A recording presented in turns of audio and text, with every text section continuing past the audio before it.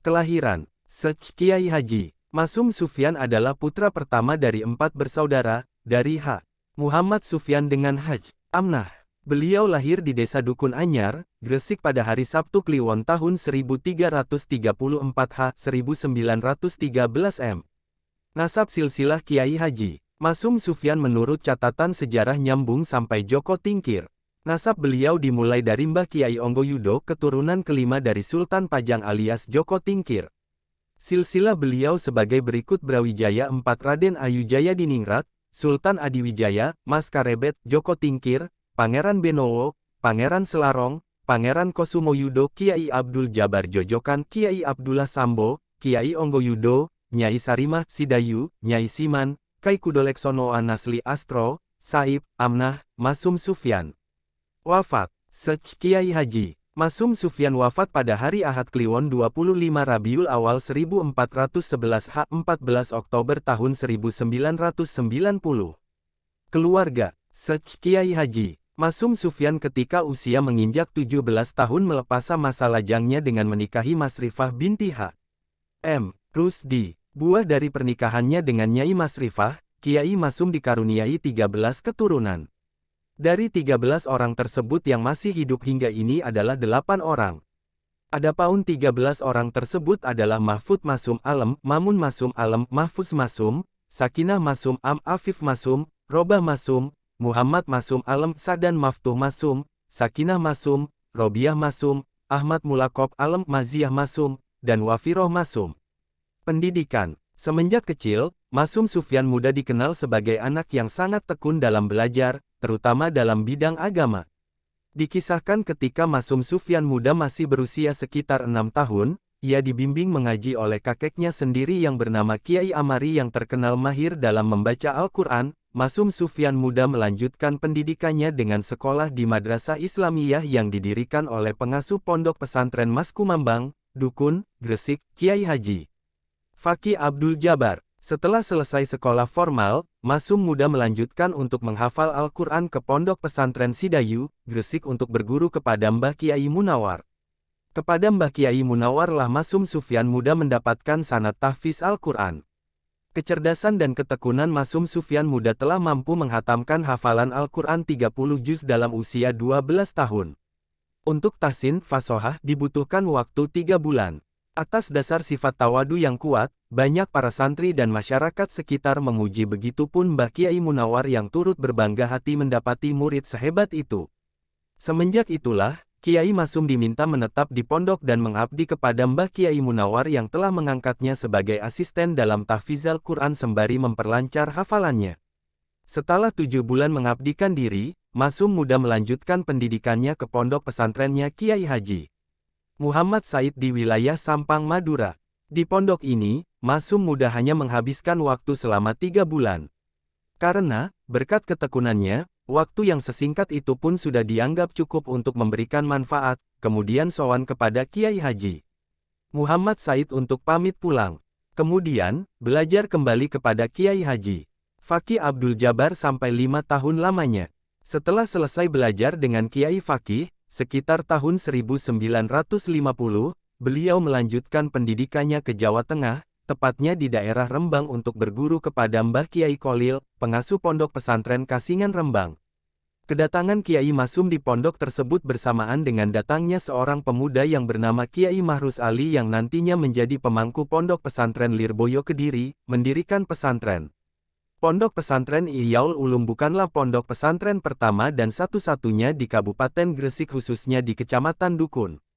Sebab jauh sebelumnya telah berdiri pondok pesantren Mas Kumambang yang didirikan oleh ulama harismatik sekaligus. Gurunya bernama Kiai Haji Faki Abdul Jabar. Selain itu, telah berdiri juga pondok pesantren yang diasuh oleh Kiai Haji Ahyat yang tak lain adalah paman dari Kiai Masum Sufyan. Di pesantren yang diasuh oleh Kiai Haji Ahyat inilah, Kiai Masum ketika masih muda mendarma baktikan ilmunya dan sorenya beliau menuntut ilmu kepada Kiai Fakih. Pada tahun 1942, wilayah Dukun terkena musibah banjir bandang yang menyebabkan pondok pesantren Kiai Haji Ahyat perkembangannya menurun. Dan, setelah wafatnya Kiai Haji Ahyat, pondok pesantrennya tidak lagi berkembang karena tidak ada yang meneruskan. Begitu halnya dengan pondok pesantren Mas Kumambang, setelah wafatnya Kiai Fakih, estafet kepemimpinan dilanjutkan oleh putranya yang bernama Kiai Amar Fakih. Melihat merosotnya lembaga pendidikan di daerahnya, Kiai Masum tak bisa tinggal diam. Terlebih dirinya pernah melanjutkan kepemimpinan di pondok pesantren Ihyaul Ulum. Kiai Masum mulai mengajarkan ilmu-ilmu agama Islam di rumahnya sendiri karena kebetulan rumah beliau sangat besar dan bertingkat. Rumah yang terbuat dari kayu jati. Kegiatan belajar mengajar pun dilaksanakan di bagian atas rumah sekaligus menjadi asrama santri. Seiring berjalannya waktu, perjuangan Kiai Masum mengalami kemajuan pesat. Banyak orang berdatangan untuk menimba ilmu kepadanya. Karena rumah yang dijadikan tempat belajar sudah tidak muat, membuat mertua beliau, H. Rusdi, membelikan rumah. Rumah tersebut akan digunakan untuk menampung para santri. Dengan bantuan masyarakat, dibangunlah sebuah pondok pesantren pada tanggal 1 Januari tahun 1951 yang diberi nama Pondok Pesantren Ihyaul Ulum PPIU, Wallahu a'lam bishawab. Kelahiran Sech Kiai Haji Masum Sufyan adalah putra pertama dari 4 bersaudara, dari H. Muhammad Sufyan dengan Haj. Amnah. Beliau lahir di Desa Dukun Anyar, Gresik pada hari Sabtu Kliwon tahun 1334 H. 1913 M. Nasab silsilah Kiai Haji Masum Sufyan menurut catatan sejarah nyambung sampai Joko Tingkir. Nasab beliau dimulai dari Mbah Kiai Onggoyudo, keturunan kelima dari Sultan Pajang alias Joko Tingkir. Silsilah beliau sebagai berikut: Brawijaya 4 Raden Ayujaya Diningrat, Sultan Adiwijaya, Mas Karebet, Joko Tingkir, Pangeran Benowo, Pangeran Selarong, Pangeran Kosumoyudo, Kiai Abdul Jabar Jojokan, Kiai Abdullah Sambo, Kiai Onggoyudo, Nyai Sarimah Sidayu, Nyai Siman, Kai Kudoleksono Anasli Astro, Saib, Amnah, Masum Sufyan.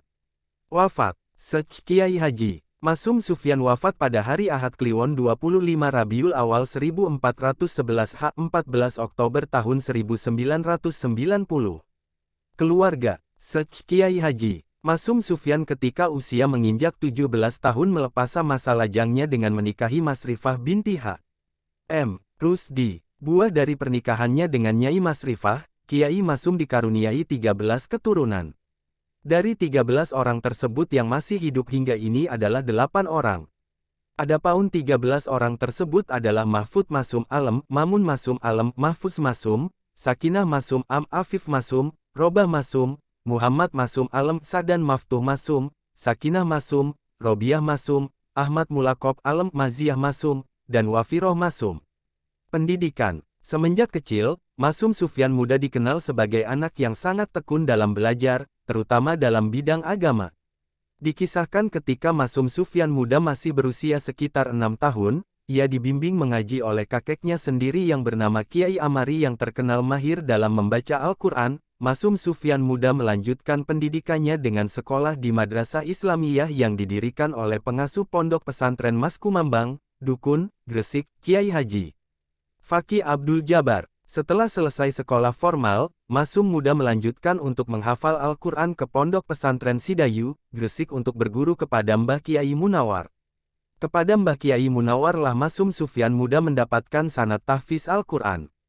Kecerdasan dan ketekunan Masum Sufyan muda telah mampu menghatamkan hafalan Al-Quran 30 juz dalam usia 12 tahun. Untuk tahsin fasohah dibutuhkan waktu 3 bulan. Atas dasar sifat tawadu yang kuat, banyak para santri dan masyarakat sekitar memuji, begitupun Mbah Kiai Munawar yang turut berbangga hati mendapati murid sehebat itu. Semenjak itulah, Kiai Masum diminta menetap di pondok dan mengabdi kepada Mbah Kiai Munawar yang telah mengangkatnya sebagai asisten dalam tahfizal Quran sembari memperlancar hafalannya. Setelah 7 bulan mengabdikan diri, Masum muda melanjutkan pendidikannya ke pondok pesantrennya Kiai Haji Muhammad Said di wilayah Sampang, Madura. Di pondok ini, Masum muda hanya menghabiskan waktu selama 3 bulan. Karena, berkat ketekunannya, waktu yang sesingkat itu pun sudah dianggap cukup untuk memberikan manfaat, kemudian sowan kepada Kiai Haji Muhammad Said untuk pamit pulang.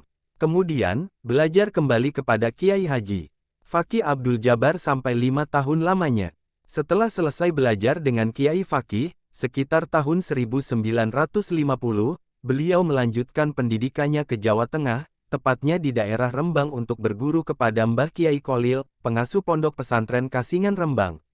Kedatangan Kiai Masum di pondok tersebut bersamaan dengan datangnya seorang pemuda yang bernama Kiai Mahrus Ali yang nantinya menjadi pemangku pondok pesantren Lirboyo Kediri, mendirikan pesantren. Pondok pesantren Ihyaul Ulum bukanlah pondok pesantren pertama dan satu-satunya di Kabupaten Gresik khususnya di Kecamatan Dukun. Sebab jauh sebelumnya telah berdiri pondok pesantren Mas Kumambang yang didirikan oleh ulama karismatik sekaligus gurunya bernama Kiai Haji Faqih Abdul Jabar. Selain itu, telah berdiri juga pondok pesantren yang diasuh oleh Kiai Haji Ahyat yang tak lain adalah paman dari Kiai Masum Sufyan. Di pesantren yang diasuh oleh Kiai Haji Ahyat inilah, Kiai Masum ketika masih muda mendharma baktikan ilmunya dan sorenya beliau menuntut ilmu kepada Kiai Faqih. Pada tahun 1942, wilayah Dukun terkena musibah banjir bandang yang menyebabkan pondok pesantren Kiai Haji Ahyat perkembangannya menurun. Dan, setelah wafatnya Kiai Haji Ahyat, pondok pesantrennya tidak lagi berkembang karena tidak ada yang meneruskan. Begitu halnya dengan pondok pesantren Mas Kumambang, setelah wafatnya Kiai Faqih, estafet kepemimpinan dilanjutkan oleh putranya yang bernama Kiai Amar Faqih. Melihat merosotnya lembaga pendidikan di daerahnya, Kiai Masum tak bisa tinggal diam. Terlebih dirinya pernah melanjutkan kepemimpinan di pondok pesantren Ihyaul Ulum. Kiai Masum mulai mengajarkan ilmu-ilmu agama Islam di rumahnya sendiri karena kebetulan rumah beliau sangat besar dan bertingkat. Rumah yang terbuat dari kayu jati. Kegiatan belajar mengajar pun dilaksanakan di bagian atas rumah sekaligus menjadi asrama santri. Seiring berjalannya waktu, perjuangan Kiai Masum mengalami kemajuan pesat. Banyak orang berdatangan untuk menimba ilmu kepadanya. Karena rumah yang dijadikan tempat belajar sudah tidak muat, membuat mertua beliau, Rusdi, membelikan rumah. Rumah tersebut akan digunakan untuk menampung para santri. Dengan bantuan masyarakat, dibangunlah sebuah pondok pesantren pada tanggal 1 Januari tahun 1951 yang diberi nama Pondok Pesantren Ihyaul Ulum PPIU, wallahu a'lam bishawab.